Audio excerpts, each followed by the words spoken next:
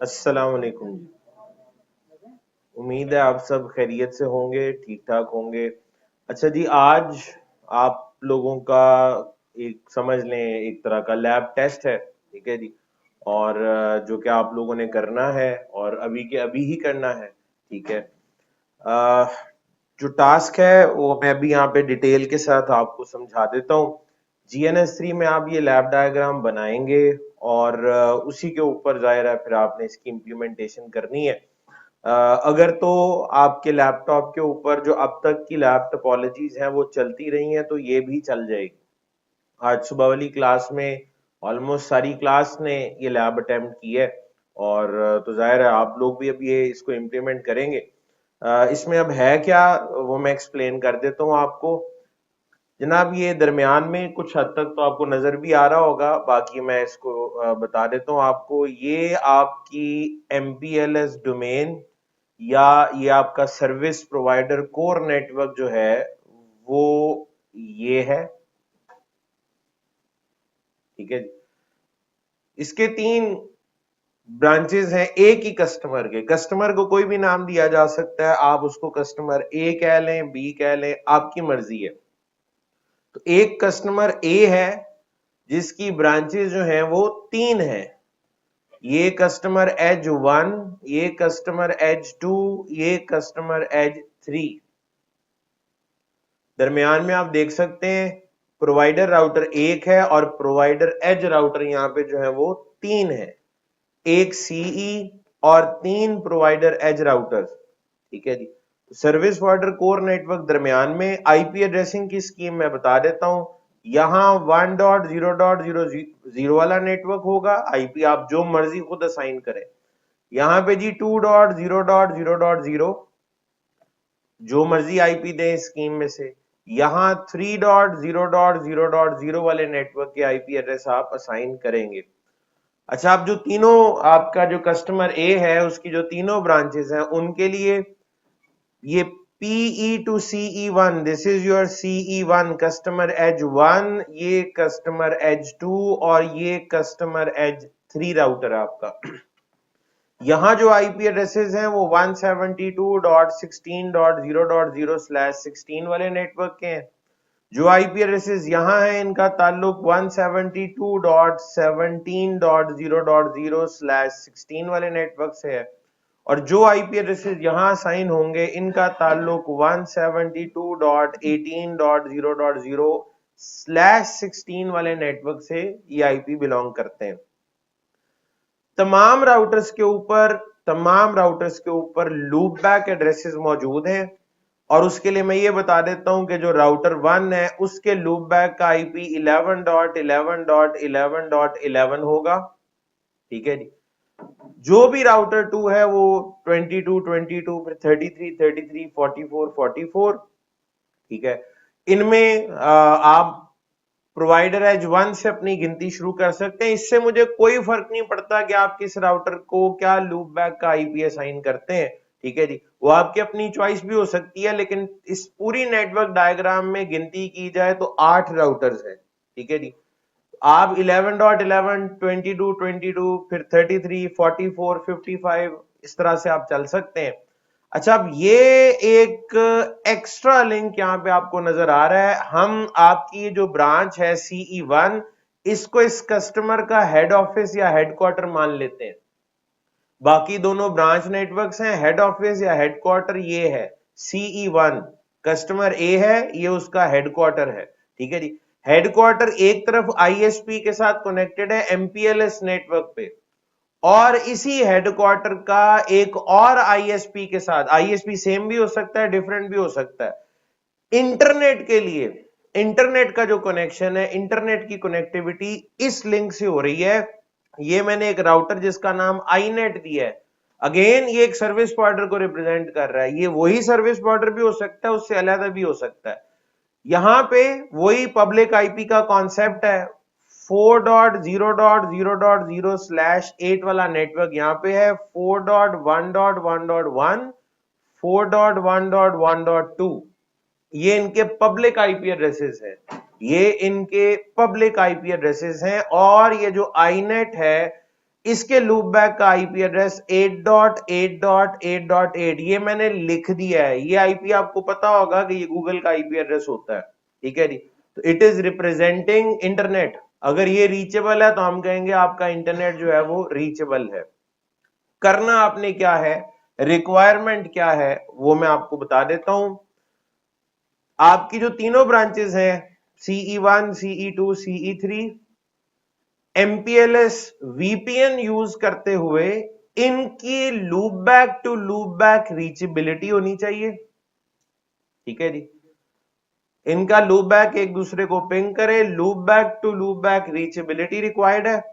उसके बाद जाहिर है जो ये इनके प्राइवेट आईपी एड्रेसेस हैं, जो इनके ईथरनेट या फास्ट ईथरनेट लिंक के हैं, ये भी एक दूसरे को पिंग करने चाहिए। इनके लूप बैक भी एक दूसरे के लिए रीचेबल होने चाहिए, ठीक है जी। तो ये टास्क भी आपने ये तो करना ही करना है। लास्ट लेक्चर जो था हमारा उसमें और इसमें यहां तक कितना फर्क है, सेम है। वहां पे 2 ब्रांचेस थी उस दिन, यहाँ 3 हो गई हैं, ठीक है जी। यहां तक तो काम बिल्कुल सेम है। अच्छा थोड़ा सा और क्या सेम है वो भी बता देता हूं। ये जो आपका कस्टमर एज 1 और प्रोवाइडर एज 1 है, यहां पे आपने जो PE to CE routing protocol use करना है वो लास्ट टाइम की तरह OSPF ही होगा, यही था लास्ट लेक्चर में। अच्छा जी, उसके बाद जो आपकी ब्रांच 2 है वहां पे लास्ट टाइम भी रिप का वेरिएंट 2 था, आज भी आप यहां रिप वेरिएंट 2 इनेबल करेंगे, कोई फर्क नहीं है। फर्क ब्रांच 3 में है। ये जो आपका ये कस्टमर एज 3 है, यहां मैं कहता हूं जी BGP का ऑटोनोमस सिस्टम नंबर 103 कॉन्फ़िगर्ड है, और जो आपके एसपी कोर के अंदर BGP चल रहा है that is autonomous system number 10, ठीक है जी, ऑटोनोमस सिस्टम 10। अब मुझे बताएं प्रोवाइडर एज 3 का ताल्लुक ऑटोनोमस सिस्टम 10 से है, कस्टमर एज 3 का ताल्लुक 103 से होगा, इनके दरमियान जो BGP चलेगा वो कौन से वाला है, eBGP।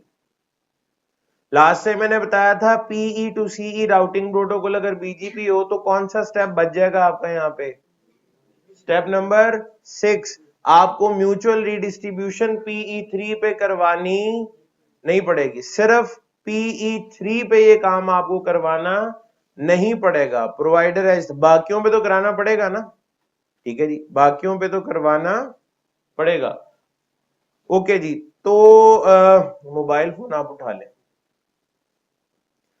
तो प्रोवाइडर एज 3 जो है वहां पे म्यूचुअल रिडिस्ट्रीब्यूशन नहीं होगी, ठीक है, और बाकियों पे जो है वो म्यूचुअल, बिल्कुल लास्ट लेक्चर वाला है, ठीक है जी। एक तो आपने ये करना है, ये तो कर ही लेंगे आप, ये तो हुआ पड़ा समझे, ठीक है, वेरी गुड। उसके बाद ये जो इंटरनेट है, इंटरनेट की एक्सेस, इंटरनेट में मान रहा हूं लेट से 4.1.1.2 को 8.8.8.8 को, ये इंटरनेट की जो रीचेबिलिटी है ये आपकी तीनों ब्रांचेस में होनी चाहिए, और इंटरनेट आपका डिस्ट्रीब्यूट होगा फ्रॉम ब्रांच 1 यानी कि हेड ऑफिस, हेडक्वार्टर। आपने हेडक्वार्टर नेटवर्क से इंटरनेट को डिस्ट्रीब्यूट करना है अपनी बाकी तीनों ब्रांचेस में। उसके लिए कुछ कंडीशंस हैं वो सुन लें, कोई नया काम नहीं है, सब कुछ किया हुआ अब आपने, अब इतने टाइम इतने मेहनत करके पढ़ा पढ़ाया है, तो अब फाइनली चीजें आपको आनी चाहिए। तो इसके अंदर जनाब आपका ये जो नेटवर्क है, ओके, तो यहां पे 4.1.1.2 रीचेबल होना चाहिए, 8.8.8 रीचेबल होना चाहिए in branch 1, in branch 2 and branch 3। Condition ये है कि जो आपका CE1 और आईनेट है इनके दरमियान कोई राउटिंग प्रोटोकॉल चलाने की आपको इजाजत नहीं है। सिर्फ और सिर्फ, ये मैं लिख देता हूं भी सारी बातें, इस हिस्से की वीडियो भी बन रही है, सिर्फ और सिर्फ CE1 कस्टमर एज राउटर पे आप स्टैटिकली एक डिफॉल्ट रूट कॉन्फ़िगर कर सकते हैं टुवर्ड्स आईनेट, ISP की तरफ।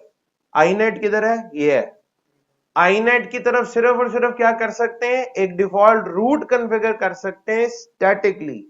और अगली बात, CE1 पे, कस्टमर एज 1 पे किसी भी किस्म की रीडिस्ट्रीब्यूशन अलाउड नहीं है। ठीक है जी, मैं अभी दोबारा बोल देता हूं, लिखूंगा भी, अभी टाइप भी कर दूंगा ये कंडीशन। CE1 और आईनेट के दरमियान कोई राउटिंग प्रोटोकॉल आप नहीं चला सकते। आपने कभी अपने घर में आपने आईएसपी के साथ राउटिंग प्रोटोकॉल चलाया जो आप इंटरनेट के पैकेजेस इस्तेमाल कर रहे हैं? नहीं होता ना, तो यहां पे भी नहीं होगा। और सिर्फ आप एक डिफॉल्ट रूट कॉन्फ़िगर कर सकते हैं, जो कि हम करते हैं, जो कि आपके केस में पहले से हुआ होता है। मैंने अपने केस में खुद कॉन्फ़िगरेशन की थी। आप एक डिफॉल्ट गेटवे या डिफॉल्ट रूट कॉन्फ़िगर करेंगे ऑन CE1, स्टैटिकली कॉन्फ़िगर करेंगे। और अगला पॉइंट, किसी भी किस्म की रीडिस्ट्रीब्यूशन CE1 पे अलाउड नहीं है। ये वाला पार्ट जो है, ये बजाहिर ये मैं समझता हूं कि फौरी तौर पे आप लोगों को क्लिक नहीं करेगा। किया हमने इस कोर्स में ये भी हुआ है, लेकिन ये आपको क्लिक नहीं करेगा। मैंने सुबह वाली क्लास में भी लोगों को कहा था कि इस पार्ट के लिए आप गूगल से अगर कोई चीज सर्च करना चाहते हैं कि इसका क्या सोल्यूशन हो सकता है, तो आप कर सकते हैं कि अगर मैं इसको यहां रीडिस्ट्रीब्यूट नहीं करूंगा इस डिफॉल्ट रूट को, तो वो मेरी बाकी ब्रांचेस की कनेक्टिविटी कैसे होगी। उसकी रीजन ये है कि आप आगे जब इंडस्ट्री में जॉब करेंगे तो हर चीज हो सकता है आपने पढ़ी ना हो या कोई चीज आपको याद ना आ रही हो, तो उस वक्त आपको चीजें ढूंढना आना चाहिए। ठीक है, तो आप ये वाला जो पार्ट है, और पार्ट क्या है कि CE1 कस्टमर एज 1 के ऊपर रीडिस्ट्रीब्यूशन किसी भी किस्म की अलाउड नहीं है। ठीक है जी, आप जब वहां तक पहुंचेंगे तो जाहिर है आपको पता लग जाएगा कि ये आप किसी जगह पे फंस गए हैं और इसका सोल्यूशन क्या है। ठीक है जी, तो मेन कंडीशन यही है मेरी तरफ से कि CE1 और आईनेट के दरमियान कोई राउटिंग प्रोटोकॉल कॉन्फ़िगर नहीं कर सकते। ये मैं लिखता हूं और दोबारा एक दफा रिपीट कर दूंगा, फिर आप शुरू कीजिएगा। तो जनाब ये कंडीशन ये है, you are not allowed to configure any routing protocol between INET and CE1. Number 2, you are not allowed to perform redistribution on CE1। ठीक है जी, अब जरा दोबारा सुन लें, ये तो आप पढ़ लीजिएगा, अभी अपलोड कर देता हूं आपके नोट्स के अंदर, आप देखते रहिएगा इसको। तो जनाब इसमें MPLS VPN कॉन्फ़िगर करना है, स्टेप नंबर 1 तो ये है। अगर तो आपने वीकेंड में नहीं इसको पढ़ा, जो कि नहीं पढ़ा होगा, तो आप अपने प्रीवियस लेक्चर के नोट्स निकालें और उसको देख के MPLS VPN इंप्लीमेंट करें। पहला स्टेप तो ये है, CE1, CE2, CE3 customer as 1, 2 and 3 तीनों की आपस में रीचेबिलिटी होनी चाहिए। ये तो सीधी सादी सी बात है ना, इसमें तो कोई मुश्किल नहीं है, तो क्लास में किया है। अगला स्टेप ये है, ठीक है जी, अगला स्टेप ये है कि आपने तीनों ब्रांचेस में इंटरनेट को डिस्ट्रीब्यूट करना है from headquarter, and headquarter router is CE1। ठीक है जी, अच्छा CE1 की एक तरफ अगर आप देखें तो सारा आपका प्राइवेट नेटवर्क है। जो MPLS VPN है वो सारे का सारा आपका प्राइवेट नेटवर्क है, प्राइवेट आईपी ही यूज किए हैं आपने। लेकिन CE1 की दूसरी तरफ आईनेट की तरफ देखें तो पब्लिक आईपी, मैंने लिखे भी पब्लिक आईपी यहां पे, दैट इज पब्लिक नेटवर्क। कभी जिंदगी में आज तक आप प्राइवेट नेटवर्क से पब्लिक नेटवर्क में ट्रैफिक भेजी है? कब? रोज भेजते हैं। और उसके लिए क्या जरूरी है? नेट और पैड। दैट मींस कि CE1 पे नेट और पैड भी इंप्लीमेंट होना है। कस्टमर एज 1 राउटर के ऊपर नेट और पैट इंप्लीमेंट होना है, उसी तरह ही होना है जैसे क्लास में किया था। उसके ईथरनेट इंटरफेस के ऊपर, कस्टमर एज के ईथरनेट इंटरफेस के ऊपर प्राइवेट नेटवर्क है, उसका वो इंटरफेस जो आईनेट की तरफ जा रहा है, इंटरनेट की तरफ जा रहा है, वहां पब्लिक नेटवर्क है।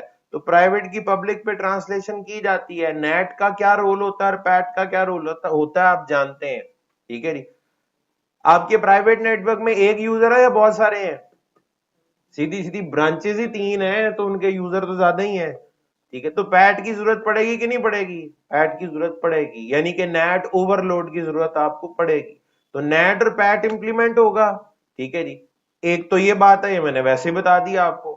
दूसरा मैंने ये, चले मैं इसको बकायदा यहां लिख भी देता हूं ताकि आपको ये पॉइंट याद रहे। Configure net and PAT on CE1 router. Net और पैड भी आपने यहां पे इंप्लीमेंट करना है, ठीक है जी।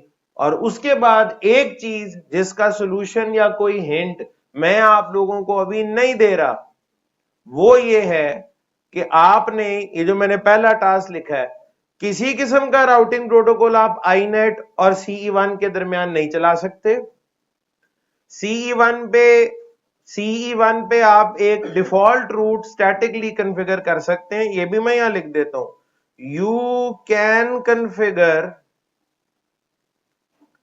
Static default route on CE1 towards inet. आप स्टैटिक डिफॉल्ट रूट कॉन्फ़िगर कर सकते हैं, लेकिन उसको रीडिस्ट्रीब्यूट नहीं कर सकते, क्योंकि मैंने लिखा हुआ है CE1 पे किसी किस्म की रीडिस्ट्रीब्यूशन आप परफॉर्म नहीं कर सकते। ये सारी बातें, ये नेट पैट वाला हिस्सा, ये डिफॉल्ट रूट वाला पार्ट, उस डिफॉल्ट रूट की रीचेबिलिटी वाला पार्ट, ये तो बात की बात है, ये तो आखिरी चंद लम्हात की बात है, ठीक है जी। उससे पहले आपने MPLS VPN कॉन्फ़िगर करना है, जिसकी कॉन्फ़िगरेशन भी आपके पास पड़ी हुई है आपके नोट्स के अंदर, उसकी वीडियो भी है, ठीक है जी। वीडियो देखें, नोट्स देखें, जो मर्जी करें, ये टास्क है आप लोगों ने इंप्लीमेंट करना है। जिसने ये टास्क पूरा कर लिया, मुकम्मल कर लिया, 2000 रुपए कैश इनाम मौके पे मिलेगा, ठीक है जी। और भी कोई देख लेंगे हवावे की चीज निकल आई तो वो भी दे दी जाएगी, 2000 रुपए कैश इनाम तो है ही है, ठीक है जी। तो ये आपका वक्त शुरू होता है अब, आज की तारीख में 4 बजे तक टाइम आपके पास है, ठीक है जी।